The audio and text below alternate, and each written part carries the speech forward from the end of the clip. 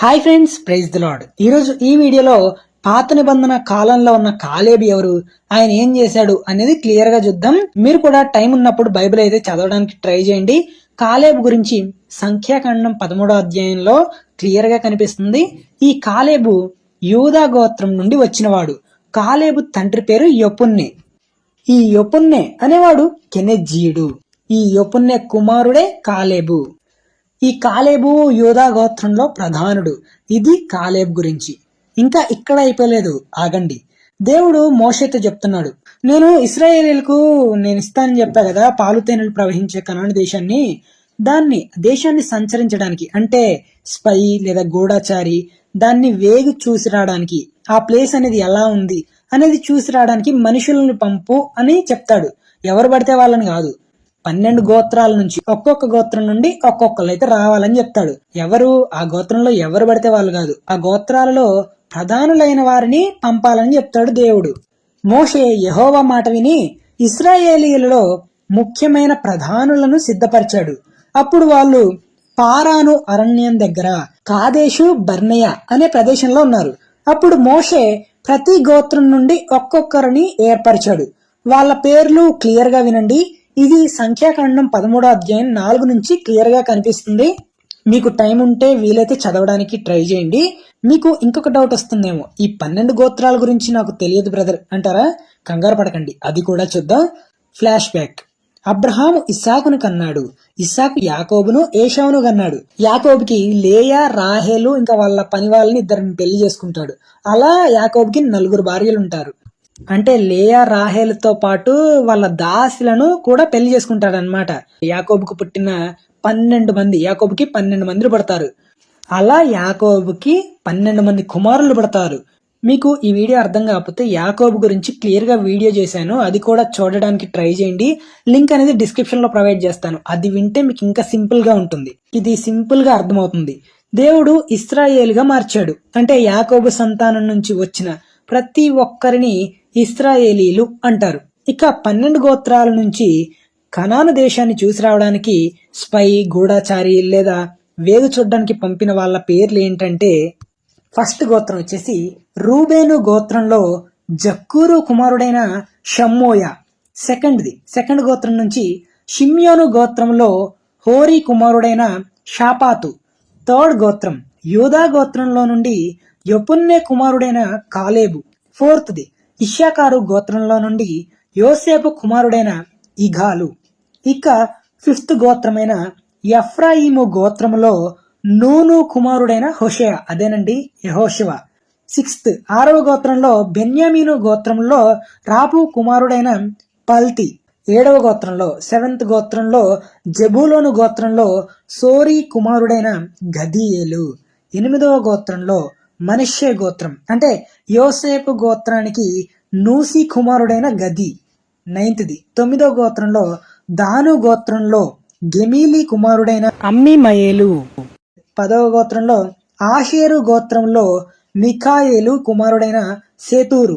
ఇక 11వ గోత్రంలో నఫ్తాలి గోత్రంలో వాపేసి కుమారుడైన నహాబి. ఇక 12వ గోత్రంలో గాదు గోత్రంలో మాకి కుమారుడైన గెయువేలు. వీళ్ళంతా 12 గోత్రాల నుండి ప్రధానులై ఉన్న వాళ్ళు వీళ్ళు. ఇక్కడ మీకు ఇంకొక విషయం క్లారిటీ, కనాను దేశంలో ప్రజలు నివసిస్తున్నారు అప్పటికి. కానీ చాలా మందికి ఉండే డౌట్ ఏంటంటే, ఫస్ట్ కనాను దేశంలో మేము మాత్రమే అడుగు పెడతామేమో, అక్కడ జనాలు ఎవరు ఉండరేమో అని అనుకుంటున్నారేమో అని చెప్తున్నా. అక్కడ అంతకు ముందు నుంచే జనాలు అయితే నివసిస్తున్నారు. ప్రజలు కనాను దేశంలో ఆల్రెడీ ప్రజలు ఉన్నారు.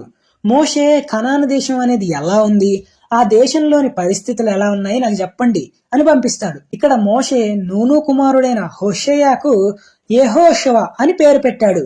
కనాను దేశానికి పంపించే ముందు హోషేయాకు యెహోషువ అని పేరు పెట్టాడు. ఇక్కడ నుండి జర్నీ అయితే స్టార్ట్ అయింది. మోషే ఆ ప్రజలకు చెప్తున్నాడు, మీరు ధైర్యం తెచ్చుకొని దాని దక్షిణ దిక్కున ప్రవేశించి ఆ కొండ ఎక్కి ఆ దేశం ఎలా ఉందో క్లియర్ గా చూడండి.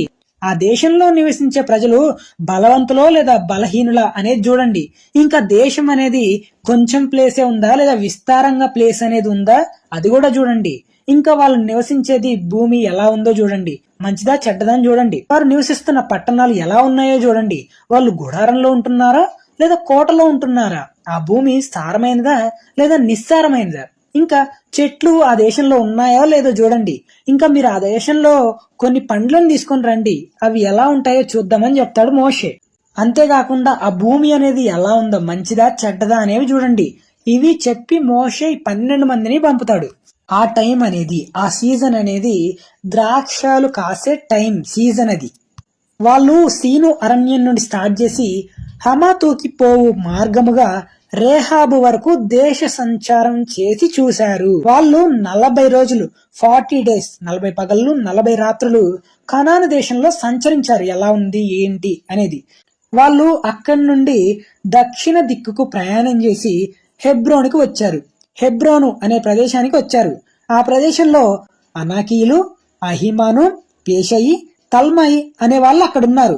ఆ హెబ్రోను అనేది ఐగుప్తులోని సోయను కంటే 7 ఏండ్లు ముందుగా హెబ్రోను అనేది కట్టబడింది. వాళ్ళు ఎష్కోలు అనే లోయలోనికి వచ్చారు. అక్కడ గెలలు ఉన్న ద్రాక్ష చెట్టు యొక్క కొమ్మను కోసి దండతో ఇద్దరు మోశారు. ఇక్కడ మనం చూసే పండ్లు వేరు, అంటే ఇక్కడ మనం చూసే పండ్లు వేరు, కానీ కనాన దేశంలో పాలు తేనెలు ప్రవహించే దేశంలో పెరిగే పండ్లు వేరు, శ్రేష్టమైనవి. ఇంకా ద్రాక్ష గెలను ఇద్దరు మోసుకొని వస్తున్నారు, అంటే అవి పెద్ద సైజు పండ్లు. ఇంకా వాళ్ళు దానిమ్మ పండ్లు, అంజూరపు పండ్లను తెచ్చారు.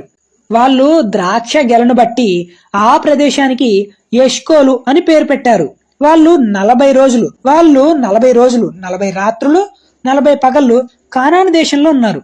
అలా వారు వెళ్లి పారాను అరణ్యం దగ్గరున్న కాదేశు బర్నేయాలో ఉన్న మోషే దగ్గరికి, ఇంకా ఇశ్రాయేలీల సర్వ సమాజం దగ్గరకు వచ్చి కనాను దేశం నుండి వారు తెచ్చిన పండ్లను వారికి చూపించారు. ఇప్పుడు కనాను దేశానికి వేగు చూడడానికి, అంటే స్పై, గూఢచారిగా వెళ్లిన వారు మోషేకి చెప్తున్నారు, నువ్వు చెప్పిన దేశానికి మేము వెళ్ళాము, అది నిజంగా పాలు తేనెలు ప్రవహించే దేశమే, దాని పండ్లు ఇవి. అయితే ఈ దేశంలో నివసించే జనులు బలవంతులు, వారి పట్టణములు ప్రాకారం గలవి, అవి మిక్కిలి గొప్పవి. ఇంకా అక్కడ మేము అనాకీయులను చూసాము. అమాలేకీయులు దక్షిణ దేశంలో నివసిస్తున్నారు. హిత్తీయులు, యోబూసీయులు, అమోరీయులు కొండ దేశంలో నివసిస్తున్నారు. కనానీయులు సముద్రం దగ్గర యోర్దాను నది ప్రాంతంలో నివసిస్తున్నారని చెప్పారు. ఇంకా కాలేబు, యెహోషువ కాకుండా మిగతా 10 మంది కనాను దేశంలో నివసిస్తున్న ప్రజలు, వాళ్ళు మనకంటే బలవంతులు, మనం వాళ్ళ మీదకి వెళ్ళలేము, వాళ్ళు మనల్ని భక్షిస్తారు, అంటే మనల్ని తినేస్తారు, మనల్ని చంపేస్తారు అన్న కాన్సెప్ట్ లో చెప్తున్నారు అని భయపెట్టేలా చెప్తున్నారు. 10 మంది చెడ్డ వార్త తీసుకొని వచ్చారు కనాను దేశం గురించి. ఈ 10 మంది కనాను దేశానికి వెళ్లి చెడ్డ సమాచారం అనేది తీసుకొని వచ్చారు. ఆ 10 మంది ఏమనుకుంటున్నారంటే, వాళ్ళు మాకు కనబడిన జనులందరూ ఉన్నత దేహులు, అంటే మనమేమో చిన్నగా ఉన్నాం, చీమంతున్నాం, వాళ్ళేమో ఎక్కువ హైట్ ఉన్నారు, ఏనుగంతున్నారు అని చెప్తున్నాడు. అక్కడ నెఫేలీయుల సంబంధులైన అనాకు వంశపు నెఫీలీయులను చూసాము అంటున్నారు. అంటే మీకు ఎగ్జాంపుల్ గా చెప్పాలంటే, దావీదు గొలియాతును చంపుతాడు చూసారా, గొలియాతు ఎంత హైట్ ఉండేవాడు, అలా భారీ సైజులో ఉండేవాళ్ళు అనమాట. భారీ సైజులో ఉన్నాడని చెప్తున్నారు. అప్పుడు కాలేబు దేవుని మీద విశ్వాసం ఉంచి, ఇంకా యెహోషువ కూడా ఇలా అంటున్నారు కాన్ఫిడెంట్ గా, కాలేబు మోషే ముందు మనుషులను లేదా జనాలను నిమ్మలపరిచి, మనం నిశ్చయంగా కనాను దేశానికి వెళ్దాము, మనం ప్రవేశిస్తాము, మీరు కంగారు పడకండి, భయపడకండి అని అంటారు. ఇక్కడ ఒక్కళ్ళు కాదు, ఇద్దరు కాదండి, ఇశ్రాయేలీలు కొన్ని వేల, కొన్ని లక్షల మంది ఉన్నారు. వాళ్ళు ఏంటంటే 10 మంది చెప్పిన దాని గురించి భయపడుతున్నారు.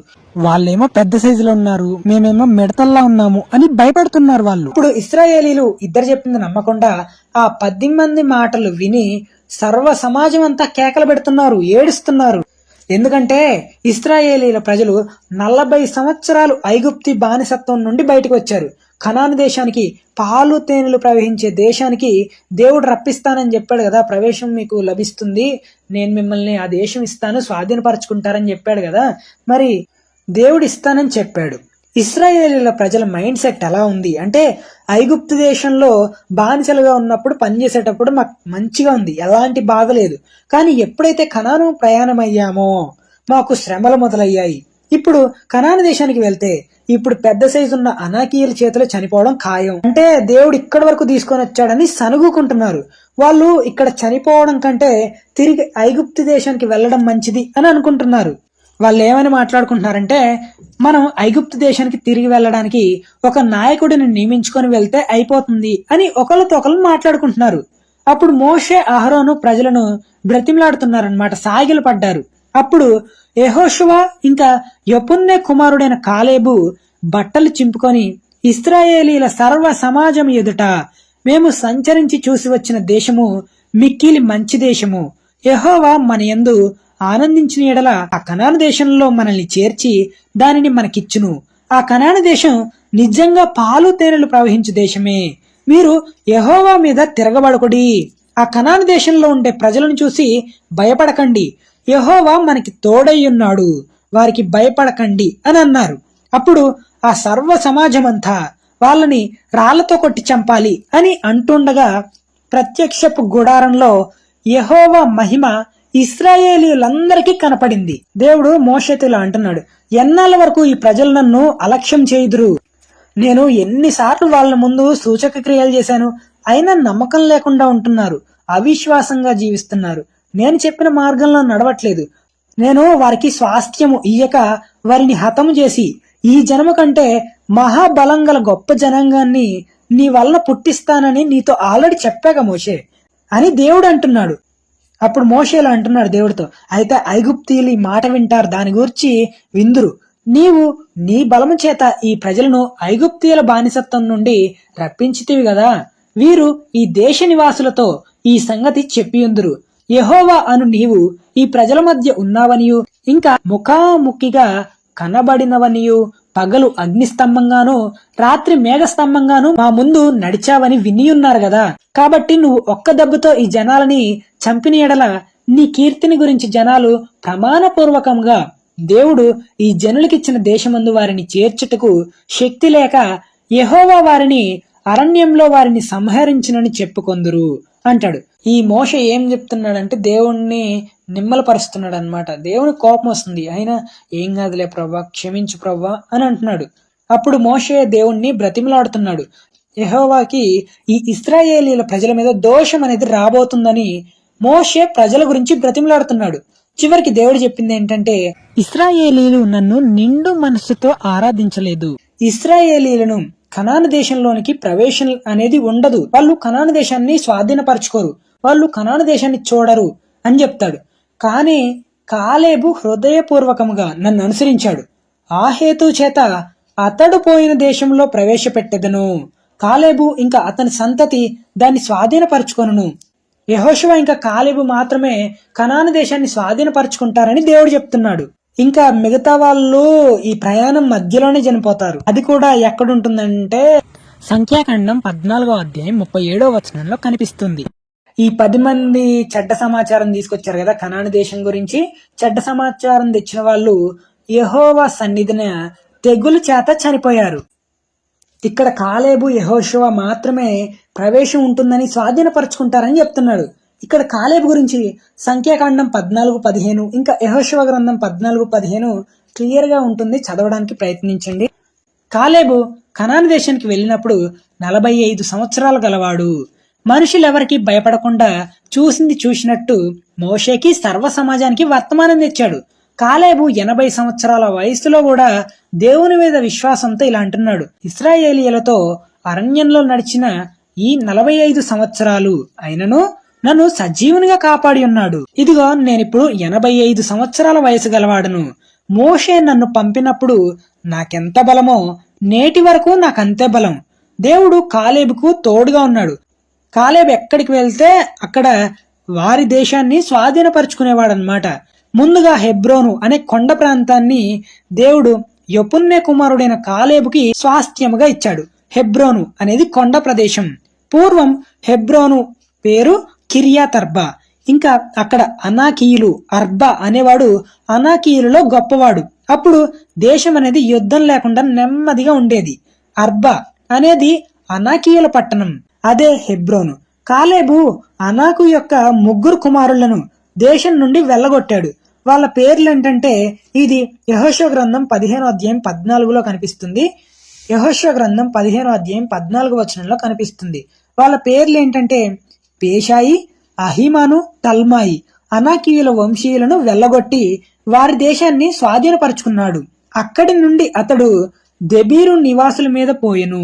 అలా చివరికి కాలేబు యెహోషువ మాత్రమే కనాన్ దేశంలోకి ప్రవేశించారు. ఇక్కడ మోషే కాకుండా దేవుడు కూడా కాలేబు గురించి మంచిగా చెప్తున్నాడు అనమాట. కాలేబు 80 సంవత్సరాల వయసులో కూడా దేవుణ్ణి ఆరాధిస్తున్నాడు. ఇశ్రాయేలీలతో అరణ్యంలో 45 సంవత్సరాలు ప్రయాణం చేశాను. ఆయన నన్ను సజీవునిగా కాపాడాడు. ప్రజెంట్ నాకిప్పుడు 85 సంవత్సరాలు. మోషే నన్ను కనాను దేశానికి పంపినప్పుడు నాకెంత బలమో నాకు ఇప్పటికీ అదే బలం అంటున్నాడు. ఇక మనం కాలేబు గురించి చూస్తే కాలేబు స్థిరమైన విశ్వాసం గలవాడు. కాలేబు దేవుని మీద ఆధారపడ్డాడు, దేవుని మీద నమ్మకం ఉంచాడు. అందుకే దేవుడు ఇలా అన్నాడు, నన్ను పూర్ణ మనసుతో నమ్ముట నీ వలనైతే నమ్మువారికి సమస్తము సాధ్యమే.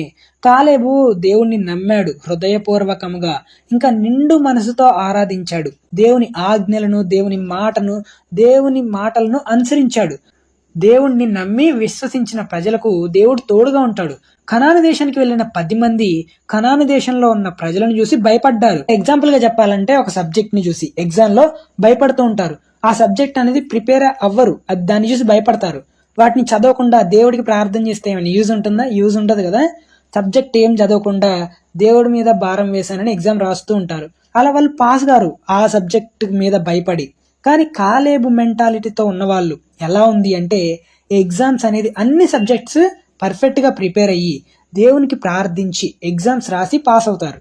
అంటే ఇక్కడ మన లైఫ్ లో ఎగ్జామ్ ని చూసి భయపడుతుంటాం కదా, అలా వాళ్ళు ఆ దేశంలో నెఫేలీలు అంటే ఆ హై సైజ్ ఉన్న వాళ్ళని చూసి భయపడ్డారనమాట. ఇక్కడ మనం నేర్చుకోవాల్సింది దేవుడి మీద నమ్మకం ఉంచాలి. ఇక మన టాపిక్ లోకి వెళితే ఆ 10 మంది భయపడుతున్నారు. ఆ పెద్ద సైజు ఉన్న వాళ్ళని చూసి, నెఫేలియల్ లాంటి వాళ్ళని చూసి భయపడుతున్నారు. నెఫేలియల్ని చూసి భయపడుతున్నారు అనమాట. అలానే ఎగ్జామ్ ప్రిపేర్ అయ్యే వాళ్ళు కూడా అంతే భయపడుతున్నారు. ఎగ్జామ్ సబ్జెక్ట్ చూసి అంతే సబ్జెక్టుకు ప్రిపేర్ అవ్వకుండా భయపడుతున్నారు అనమాట. ఇది టైం ఉన్నప్పుడు చదవకుండా, ప్రాక్టీస్ చేయకుండా దేవుని మీద ఆధారపడుతున్నారు. అలా ఉంటే పాస్ అవ్వరు కదా. ఈ ఇశ్రాయేలీల ప్రజలు కూడా అంతే ఉన్నారనమాట. దేవుని మీద నమ్మకం లేదు, ఏం లేదు, వెళ్ళమంటే వెళ్ళారు. వాళ్ళని చూసి భయపడ్డారు. కానీ ఈ కాలేబు అలా లేడు. దేవుని మీద స్థిర విశ్వాసం, నిండు మనసుతో దేవుణ్ణి నమ్మాడనమాట. నమ్మి విశ్వసించాడు. కాలేబు దేవుని ఆజ్ఞలకు కట్టుబడి ఉన్నాడు. దేవుని మాటకు లోబడ్డాడు. దేవుని పనిలో ముందున్నాడు. దేవుడు కాలేబుకు హెబ్రోను అనే కొండ ప్రదేశం అనేది స్వాస్థ్యముగా ఇచ్చాడు. ఇక్కడ కాలేబు కనాను దేశంలో ఉన్నట్టు చూసినట్టు చెప్పాడు. అంటే ఎవరికి భయపడలేదు. అంటే దేవుడు నాకు తోడుగా ఉన్నాడు అని భయపడలేదు ఈ కాలేబు. ఇదండి చివరిగా కాలేబు గురించి. ఇలాంటి మరిన్ని కొత్త వీడియోస్ కోసం మన ఛానల్ సబ్స్క్రైబ్ చేసుకోండి. పక్కన బెల్ ఐకాన్ క్లిక్ చేసి ఆల్ ఆప్షన్ లో పెట్టండి. ఎందుకంటే నేను ఎప్పుడు కొత్త వీడియో అప్లోడ్ చేసినా మీరు ముందుగా చూసే అవకాశం అనేది ఉంటుంది.